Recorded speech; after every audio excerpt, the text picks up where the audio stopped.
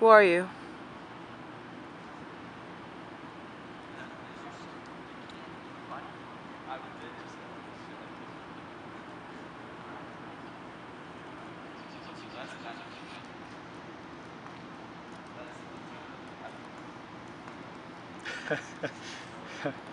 Well, wow, you're really going for broke.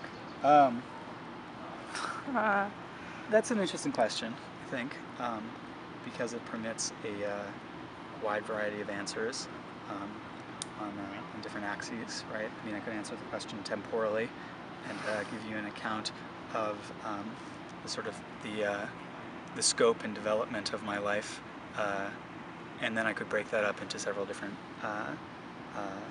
subcategories. I could talk about my relationship with my parents. I could talk about my intellectual development. I could talk about my artistic development. I could talk about the different shoes I've owned over the course of my life. I could talk about the different types of music I've liked. And all of those would be in some way or to some extent a complete answer to the question, right? Or well, not a complete answer, but an answer to the question, and not untruthful.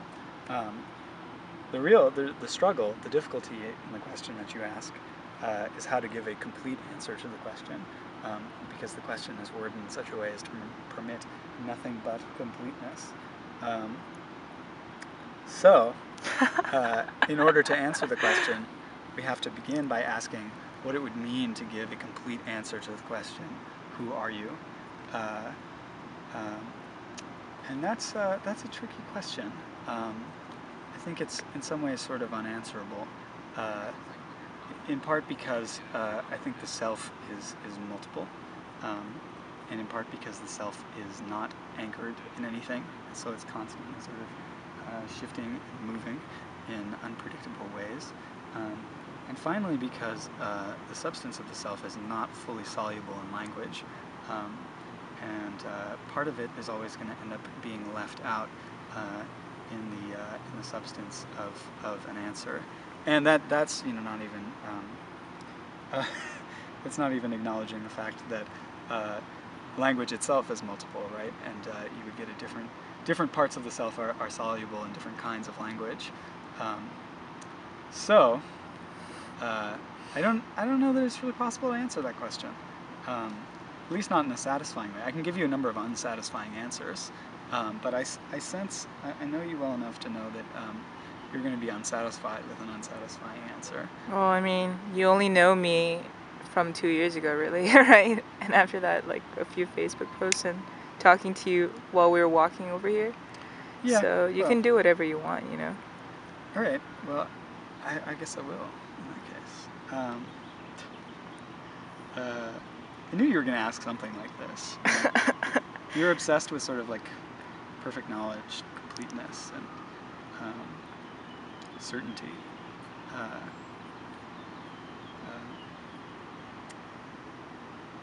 Well,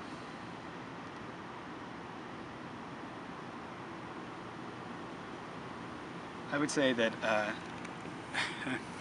the probably the best way to get a sense of who I am is to watch me when I'm uncomfortable, which would be a moment like this one. And in moments when I'm uncomfortable, I spin out sort of insanely broad theoretical lines of thought for the assembled patrons, and look around anxiously to see if I know anybody who's walking around, because it's very awkward to be at Swarthmore as a graduated student. I also consume a lot of butter, sometimes raw butter in large quantities, 3 or 4 pounds in a sitting. I've been known to sort of curl up like a raisin if I've been out in the sun for too long. I certainly prefer taking baths to taking showers, for the same reason that curl up like a raisin. I tend to think that Swarthmore is an incredibly ugly place, despite its sort of superflux of beautiful things, in part because architecturally it's totally incoherent. I mean, Coburg like really looks like some sort of import from like a cocaine fever dream or something like that. And all these trees are like, they're nice, but they're just like way too gorgeous, you know. That's all I have to say. Yeah. Yeah. One thing I was thinking about while I was listening to you talk just now is that sort of an interesting way to approach the question, and you know, I'm going back to, I'm not abandoning the heavy theoretical nature of my earlier answer. But one of the interesting ways about thinking the question, who are you, is thinking about the question, where is the self? Where is the self actually located? And I think that opens up a couple of like an interesting tradition in Western thought, and it also opens up some interesting possibilities for thinking about the self. Because if you think of the self as being a sort of like tincture or distillate of language, of something which is sort of effervescing in language constantly. And then if you think about language as being something which doesn't exist sort of ontologically or independently of community of speakers, it follows that the self is sort of like language, sort of strung between different selves, strung between different bodies, in the way that in apartment buildings people will string their laundry between different buildings, or in the way that birds will sit on power lines between different poles or something like that. Which is to say, really, that the self, no matter whose self it is always sort of tenderly in between people, and sort of awkwardly unself, awkwardly out of your body and awkwardly out of your sort of like personhood or something like that. I think that has interesting implications, insofar as it implies first that who you are is really not under your control, but rather under the sort of like the control of all the sort of mutual tensions and different high wire lines strung up between bodies, and these high wire lines are electric with language rather than electric with electricity.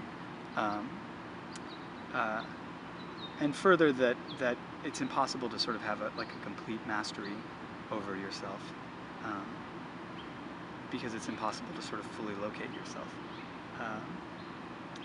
I think there's another answer to be given, which has less to do with language and more to do with bodies, but I'm not prepared to give that answer right now, because I'm still sort of thinking through the way that bodies work and how they're related to selfhood and things like that. But that's what I'm going to graduate school for, so Yeah. I'll tell you in 6 years. All right. And is that the final answer? For now. Not, well, I mean, I'm one of the things I do in Philadelphia is I'm a member of the Lacan study group, the Philadelphia Lacan study group. There's one in Philly.